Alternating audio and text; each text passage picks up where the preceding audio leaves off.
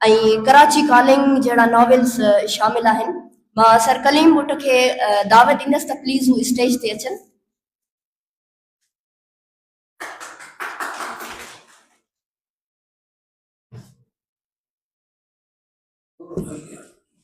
महिरबानी।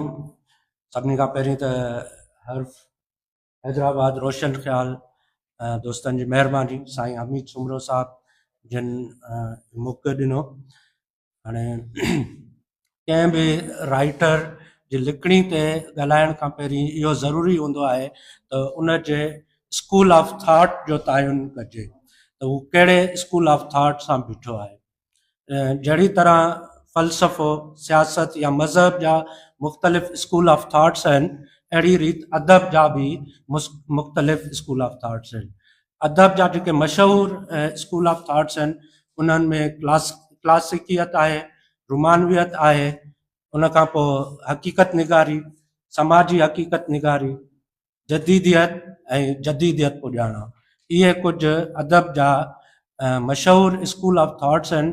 ऐं जॾहिं बि असां कंहिं लिखणी ते तनक़ीद कंदा आहियूं त पहिरीं उन स्कूल ऑफ थॉट खे ॾिसंदा आहियूं, छा उहो राइटर उन स्कूल ऑफ थॉट सां बीठल आहे या ॿिए कंहिं स्कूल ऑफ थॉट में आहे। हाणे कुझु माण्हू चवंदा आहिनि त अदब हीअं हुजणु घुरिजे, कुझु चवंदा आहिनि त हीअं हुजणु घुरिजे, पर असां जॾहिं क्रिटिकल स्टडी कयूं था त का न का लिखणी कंहिं न कंहिं स्कूल ऑफ थॉट में फिट थिए थी। हाणे जॾहिं साईं रसूल मेमन जी नॉवेल्स, कहाणियुनि, फिक्शन ऐं नॉन फिक्शन खे ॾिसजे थो त जेको मूंखे स्कूल ऑफ थॉट साईं जो सभिनी खां वेझो लॻे थो उहो आहे मॉडर्निज़म, जंहिंखे असां जदीदियत चऊं था।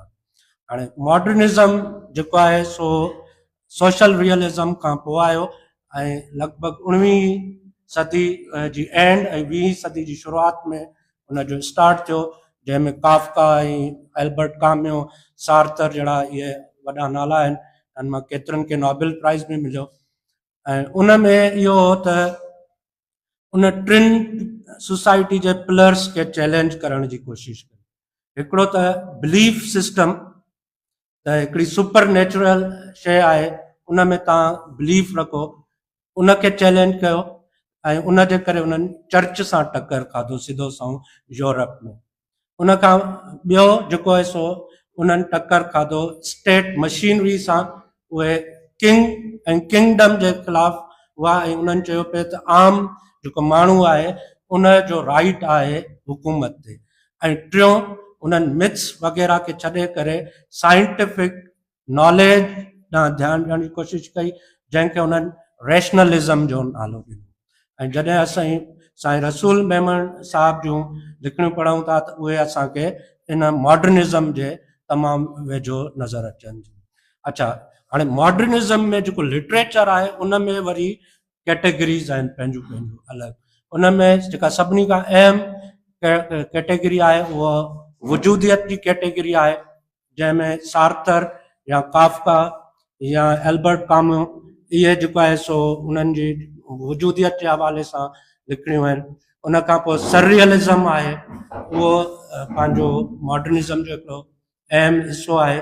उन खां पोइ डाडाइज़म आहे, इहे कुझु उन जा हिसा आहिनि। अच्छा, उन में फ्रैगमेंटेशन बि आहे ऐं ॿोली जो बिगाड़ बि।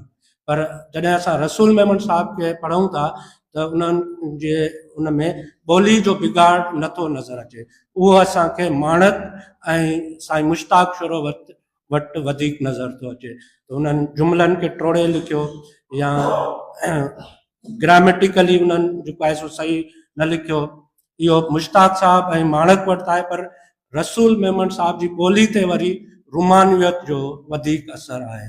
उहो उन में रुमानियत में इहो हूंदो आहे त उन में अहिड़ी फ्लावरी लैंग्वेज यूज़ कबी आहे जंहिंखे ईज़ीली कोट करे सघिजे। मिसाल तौरु जीअं रसूल मेमन साहब जे कुता नावेल मां ई हिकिड़ो कोट आम आहे ऐं उहो फेसबुक ते बि तमामु रिपीट थींदो आहे त कुता अक्सरियत में हुजनि त भौंकण खे जेको आहे सो पंहिंजो ॾाहप सम्झियो वेंदो आहे। त इहो जेका लैंग्वेज आहे यार, इहो रुमानियत वारी टच में अचे थी। ऐं जेको आहे सो उन खां ॿियो बि हिकिड़ो जुमिलो आहे त जेकॾहिं पाणी जो तव्हांखे उहो हुजे त ग़रीब जे अखियुनि में ॾिसो तव्हांखे उन जी ख़बर पइजी वेंदी त इन क़िस्म जी जेका लैंग्वेज हूंदी आहे उहा जेको आहे सो रोमेंटिक स्कूल ऑफ थॉट वारा वधीक यूज़ कंदा आहिनि बनिस्बत मॉडर्निज़म वारनि जे। अच्छा, मॉडर्निज़म वारा हिकु त शॉर्ट ऐं तुज़ ॻाल्हि करण जी कोशिशि कंदा आहिनि त उहो इम्पैक्ट वधीक पवे।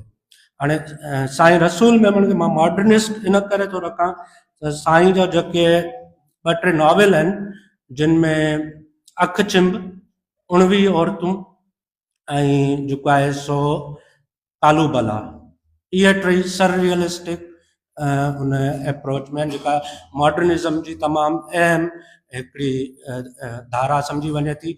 सररियलिज़म मां मुराद त अहिड़ियूं शयूं जेके फितरी दुनिया खां मथां ई हुजनि। ऐं जॾहिं असां मिसाल तौरु कालू बला पढ़ूं था त उन में हिकिड़ो जेको मेन करेक्टर आहे उहो कौमा में आहे, पोइ उन खां पोइ वरी हू अदम ॾांहुं वञे थो, उन्हनि ड्रीम्स में अदम ॾांहुं वञे थो ऐं उन में पोइ फिलोसॉफिकल उहो जेको आहे शयूं ॻोल्हण जी कोशिशि करे थो। अच्छा, मॉडर्निज़म जो हिकिड़ो ॿियो जेको एस्पेक्ट मेन एस्पेक्ट आहे जेको साईं रसूल मेमन वटि न आहे उहो आहे नहेलिज़म। नहेलिज़म मां मुराद त हू कंहिं बि कानून या बिलीफ सिस्टम में न ईंदा आहिनि, पर जो जॾहिं रसूल साहिब खे पढ़िजे थो हू स्पिरिचुअलिटी ॾे थोरो मायल आहिनि, टिल्टेड आहिनि। उन्हनि जो जेको नॉन फिक्शन बि आहे, जेकॾहिं अलिफ खां अॻियां या जेको प्लेसिबो या नोसेबो, इहे जेके नॉन फिक्शन बुक्स आहिनि इहे बि जॾहिं पढ़जनि था त उन्हनि में लॻे थो त हू स्पिरिचुअली टिल्टेड आहिनि शयुनि।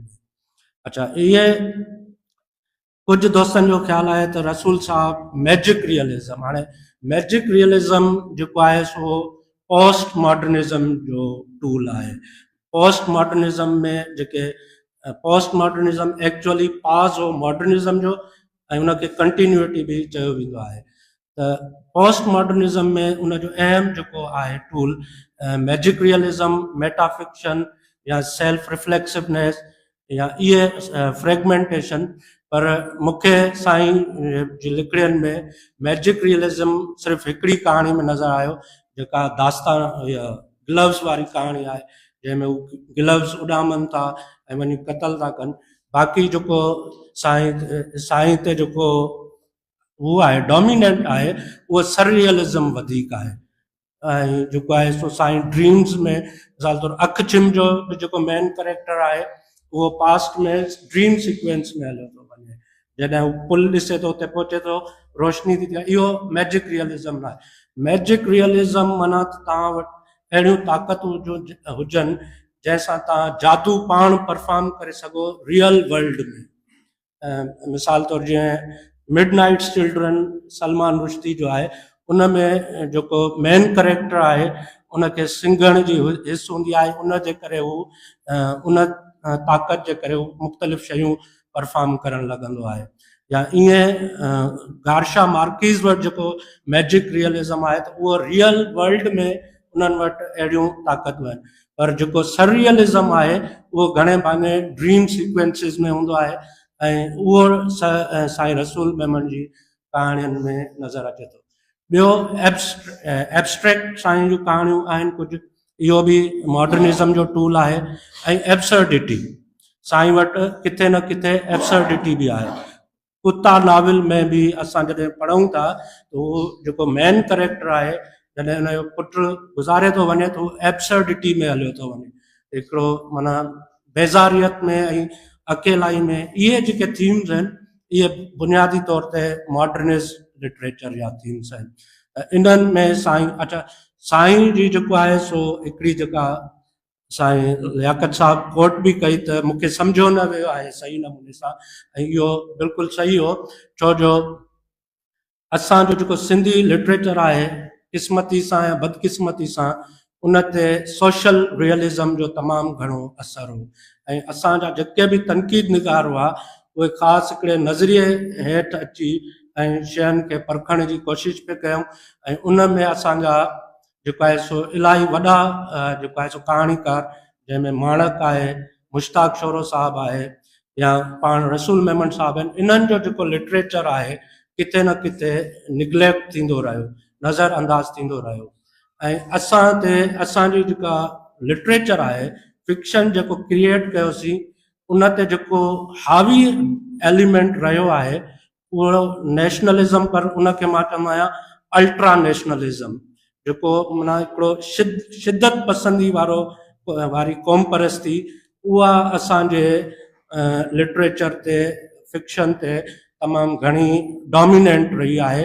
ऐं इन करे जेको मॉडर्निस्ट या पोस्ट मॉडर्निस्ट लिटरेचर क्रिएट करण जी कोशिशि थो करे, त उनखे किथे न किथे अॼु बि नज़रअंदाज कयो थो वञे। ऐं असां वटि हिकिड़ी लाउडनेस जंहिंखे चइजे फिक्शन में, उहा तमामु घणी मिले थी, त उहा रसूल मेमन साहब वटि कोन हुई। इन जे करे ई रसूल मेमन साहब जॾहिं उन्हनि ते इहा तनक़ीद थी हुई, जॾहिं उन्हनि कहाणियूं लिखियूं, एब्स्ट्रैक्ट कहाणियूं लिखणु शुरू कयूं, त उन्हनि खे इहे त कंहिंखे सम्झ में ई कोन थियूं अचनि, असां केरु पढ़े ई कोन थो।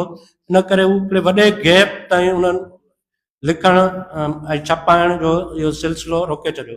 पोइ वरी सडनली 21वीं सदी में 2009-10 खां पोइ वरी साईं जा वरी किताब अचणु शुरू थी विया, जंहिंमें फिक्शन, नॉन फिक्शन, ऐं आख़िरी जेको फिक्शन आहे जेको साईं जी ज़िंदगी में छपियो, उहो कुता नाविल आहे, जेको ऑटोबायोग्राफिकल नाविल आहे। साईं उन में पंहिंजा ई वाक़िया खया आहिनि। साईं जो हिकिड़ो ॿियो नाविल आहे स्टील जा 5 गिलास, जेको सिंबॉलिक ऐं पॉलिटिकल एलोगरी आहे, पर उहो उन ते जो छपियो त उन ते तनक़ीद बि कई, त उहो नाविल खां घटि मुख़्तलिफ़ सियासी इवेंट्स ते साईं जी कॉमेंट्री थी लॻे।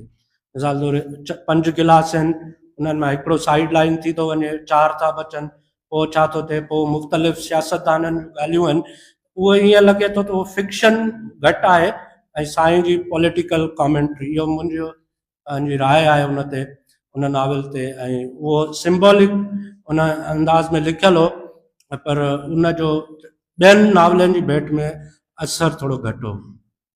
बाक़ी जेको साईं जो मूंखे सभिनी मां सुठो नाविल लॻो, उहो 19 औरतूं हो, जेको हिस्टोरिकल फैंटेसी आहे ऐं राजा ॾाहिर जे दौर जी हिकिड़ी कहाणी आहे, जंहिंखे साईं फैंटेसाइज़ करे, ऐं अरबन जे दौर जी ऐं उन दौर जी सिंध जूं हालतूं जेके आहिनि, ऐं उन में हिकिड़ो माण्हू आहे जेको मेडिसन प्रैक्टिस करणु थो चाहे, त उन ॾे समाज जो कहिड़ो रवैयो आहे, त उहो हिकिड़ो ज़बरदस्त नाविल हो साईं जो। ईअं साईं जूं जेके आख़िरी कहाणियूं छपियूं, पोस्ट ह्यूमनिस्ट हिकिड़ो ॿियो किताबु छपियो आहे, पर जेको साईं जी ज़िंदगी में किताबु छपियो, उहो नफ़्सियाती कहाणियुनि जो सिंड्रोम जे नाले सां, ऐं उन में तमामु ज़बरदस्त नफ़्सियाती कहाणियूं आहिनि। ऐं उहे कहाणियूं बि पढ़ंदे लॻे थो त साईं ते जेको आहे सो मॉडर्निज़म जो जेको स्कूल ऑफ थॉट आहे, उहो वधीक डोमिनेंट आहे। महिरबानी। Thank you so much sir, तमामु बहितरीन वीचार वंडिया तव्हां। शाह साईं चए थो त हक़ीक़त हिन हाल जी जे ज़ाहिर करियां ज़री, लॻे माठ मिरुनि खे डूंगर पवन डरी, वञनि वण बरी ओभर उभरे कीन की। हाणे मां जे महिमान खे स्टेज ते दावत ॾींदसि, उन्हनि जो नालो मुनीर चांडियो आहे। पाण अदीब ऐं नावल निगार आहिनि, तमामु बहितरीन उन जा धारा कोई तो पुॼाणा ऐं बुरे हिन भंभोर